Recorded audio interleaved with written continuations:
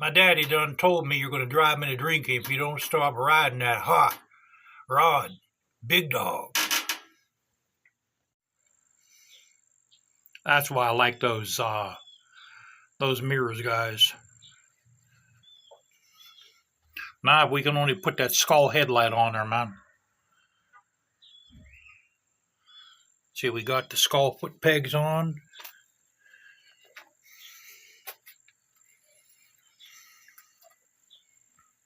The reason why I have that rawhide on my gear and my brake lever is the rubber's worn down on I think it's worn down on the brake lever. So that's why I have that rawhide on those. But yeah, these mirrors right here, they're $450 for the set. That's what they go for. And they make them on request. Now those levers, the foot pegs, those are $265 a set.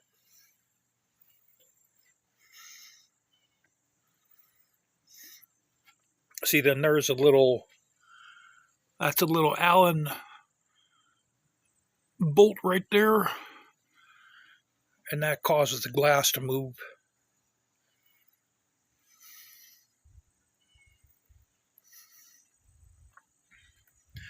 Now, as you see, we got our fender done.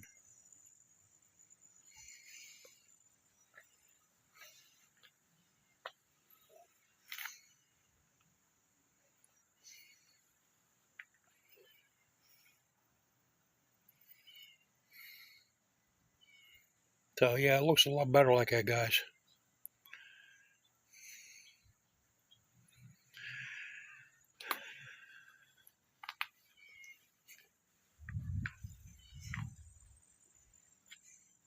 So I'm still debating what I can put on there.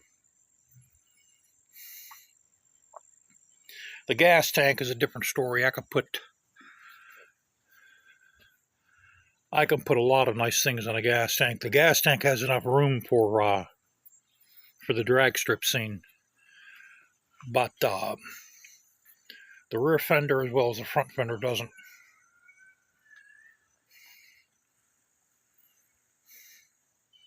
I think this has 7 more days to go on the ad. 7 more days to go, and that's it. Like I said, you can make a quality paint job with rattle cans. It just takes longer for the crap to dry, and you have to give it more coats, because when you wet sand it down, I like to wet sand it down with 1000 grit and then 2000 grit, and then you buff it. So when you wet sand paint down, what you're doing is picture the orange peel is kind of like a golf ball. It's not that deep, but it kind of looks like a basketball texture. So when you wet sand that down, it takes that texture down. It makes it shinier. Where when you look at it or when the light shines on it, there's no texture in it. It's nice and flat. So you have to give, if you use a rattle can, you have to give it more coats. And thought I heard my dog crying. She's pissed because I didn't take her for a walk today. My knees hurt, guys, because I'm too heavy. I'm gonna try to take her for a walk tomorrow, then Thursday. But yeah, you can make a quality job with a rattle can. It just takes more work, and it takes more buffing. But I don't know what I'm gonna put on that rear fender. I don't know. I'm really set on putting my dogs on there, especially after the experiences I had when Max died. I know most of you don't believe it, but what I'm telling you, man, is I'm telling you 100% truth what happened.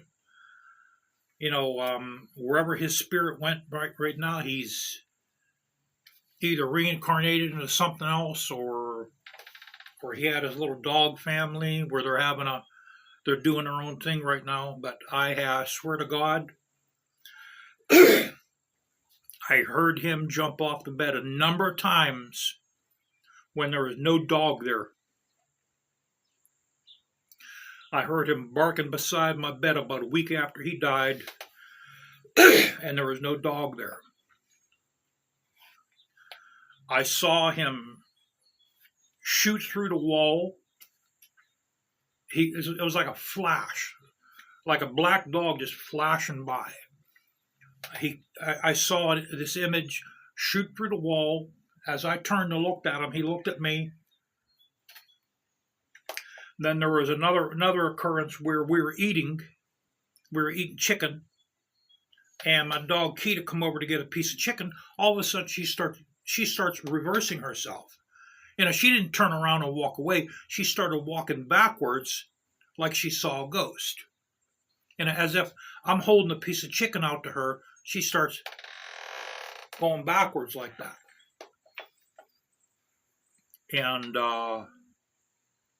then there was this little doll we have. It's like a little round doll. And you would hit that, and it would make different things. The battery died in that 30 years ago. Okay? I put that was one of his toys. I put that where his urn was on top of my TV.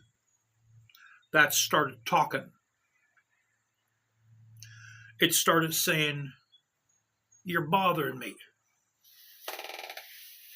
Until we discovered, because we were trying to figure out, because we had the TV on, me and my wife's thinking, it's coming out of the TV. We're sitting in the dining room eating, and we're hearing, "You're bothering me. You're bothering me." So we're thinking it's coming out of the TV. I think we had Father Knows Best on. So this is going on for about a week. And then I'm saying to my wife, that's not the TV. So I looked over there, and there was that little hickey. It was coming out of that little thing. The battery's been dead in that for 30 years. And since we discovered it, it hasn't done it since. And I don't take no drugs, guys, and I don't drink. So that's why I have to put him on. If I airbrush anything on this, I have to put him on the bike somehow, somewhere. Whether he's riding a bike, whether he's inside a funny car, whether he's holding an AK-47, or if it's a regular husky scene in the mountains, I have to put him on the bike somewhere. Matter of fact, I'm even thinking very seriously of getting a tattoo of Max. What his spirit did, guys, was a freaking miracle. Because when he died, it impacted me. I'm still impacted by it. It impacted me so severely. I think what happened is, I think God saw how much I loved him and how much I love animals, which I do. And God let me have that experience with him.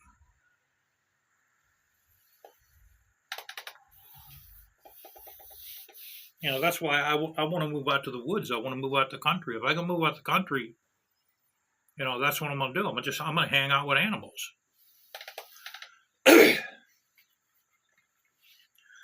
So, yeah, fender come out pretty good. I'm happy with it. It's nice and shiny. That color, Subaru Quicksilver, that's the silver on these big dogs. It has the sparkle in it. It has exact same sparkle count. It's like it's It's like 98, maybe even 100% the exact color. And I had a hard time, guys, finding that color. So let me switch this around. I'm going to show you guys. I know you don't believe me, so I'm going to show you a close-up of the color. Okay, that's the tank right there.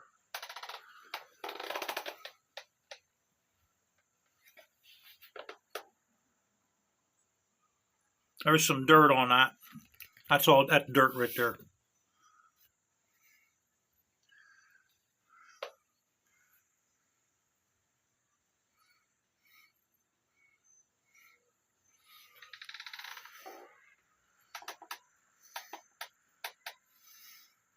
See, we sprayed the fender. I think that was 2 years ago when I did that front fender.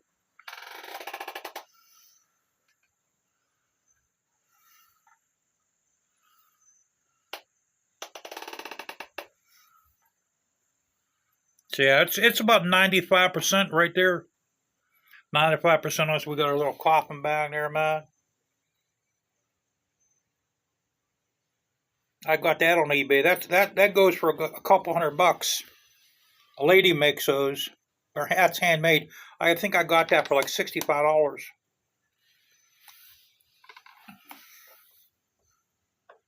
Our brake pad, our rotors are still good.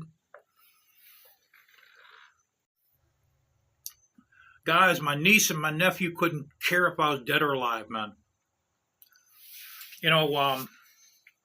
My sister, she turned them against me at a very early age. At a very early age. It's like the relationship, if you can call it that, I have with my sister, my only sister. I'm her only brother, and she's my only sister. We communicate with each other through Marco Polo. Now you would think, well, where's she live? On the other side of the world? No, she's about 1 air mile away, maybe 3 road miles.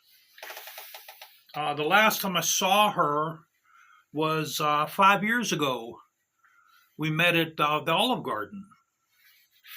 Before that, the last time I saw her was 25 years before that. Isn't that a crying shame? She can't find, she's retired too, she can't find any time for me. So, I think what's going on is I think she's scared of me. She has a fear of me because we used to fight when we were kids, and that got burned into her brain at a very early age. So I think she has this fear of me. She's afraid that I'm going to hit her. In case if we get into arguments, she thinks, and since I'm a big boy now, I could do a lot of damage, and I think that's what she's afraid of. If we get into arguments, she's afraid that I'm going to hit her. I'm 62, so I'm going on 6. I'll be 63 this year. I'm a 63-year-old man. I'm going to hit her. That's what she thinks. I think she's got this fear in her head of me. And, oh well. I come to a realization, guys, that, I don't care who likes me and who don't. Because I have no time. I have no time for that. I'm not going to let people bring me down no more. And that's the decision you have to come to in your life when family forgets about you. You have to move on. And, they're people. They have the right to make their own choices. Just because you have a brother or mother, father, or sister, even maybe a wife divorce, maybe even your wife might have divorced you, but you still have a relationship there because of the children that might have got impacted by your divorce. Okay, let's use that for instance. Let's say, for instance, you have one kid, 11 years old, and you get a divorce. So you have to maintain a relationship with your divorced wife because of the 11-year-old. And she divorced. She don't want nothing to do with you. She don't like you. Maybe she's even scared of you. And this can go for a man or a woman. And you're still hanging on to the thought where you think you're going to get together back with her. And, you guys and gals, you have to move on, bro. insist. You have to move on. Okay? These are people. They have the right to their own choice. You cannot force somebody to like you. Okay? Don't be a fool and think things are going to change, because they're not. They're not. People don't change. They stay the same. Okay? You have to move on. Unfortunately, I can't find time to ride my bike, guys. It's like 11:45. I have to get cleaned up and get ready for work tonight. That's another reason why I want to try to sell the bike. I never used to believe these guys. I'd see these bikes for sale, and they used to say, "I'm selling it because I can't find time to ride." I'm thinking, you can always find time to ride, but they're right. They're right. I'm in the same situation now. I can't find time to ride the bike. So it just sits. I'm kind of like a weekend warrior. I'm lucky if I can get the bike out on Sunday. I'm lucky if I can get it on Sunday.